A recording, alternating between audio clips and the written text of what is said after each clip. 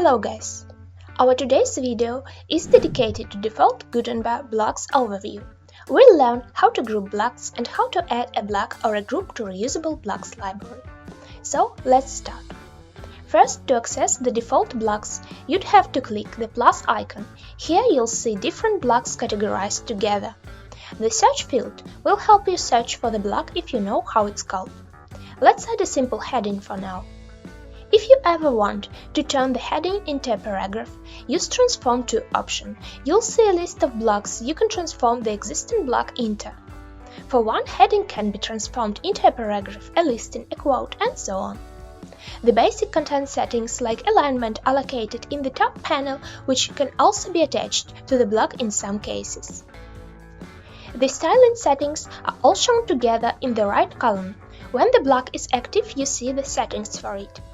Let's briefly see which other block categories and blocks we have at our disposal. There are most used blocks, the ones you use the most when building your content.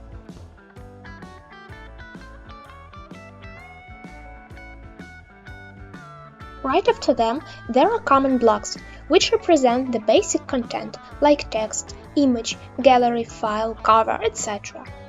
The formatting blocks help add specific formatting to your content, like show it in a table, as a verse, or add a piece of code.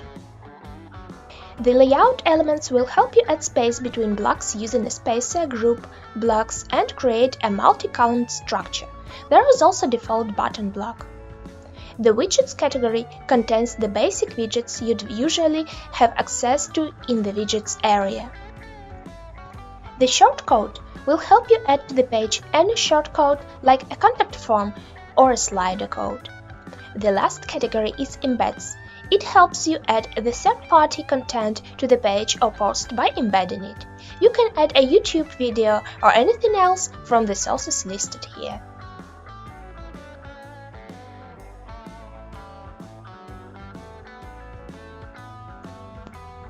For now, we'll add a button right below our text. Let's see how these two blocks can be grouped.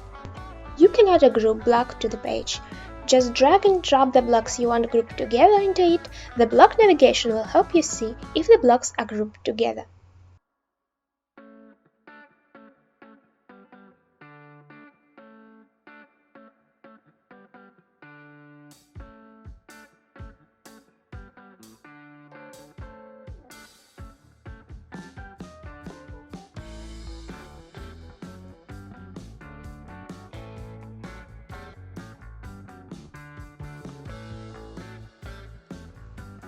Okay, let's add some other content into the group. And here we go, creating a reusable block from the whole group. This means we'll be able to use this group of blocks time and time again. For one, you can add now some text and then add the same reusable block with a group if needed. It's pretty simple.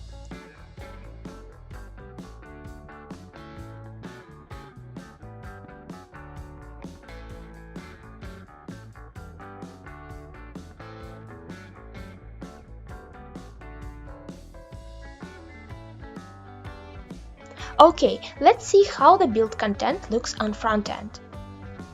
I hope I was able to clear up the basic things about the Gutenberg blocks. More videos are coming soon, so please don't forget to subscribe to our channel, and bye!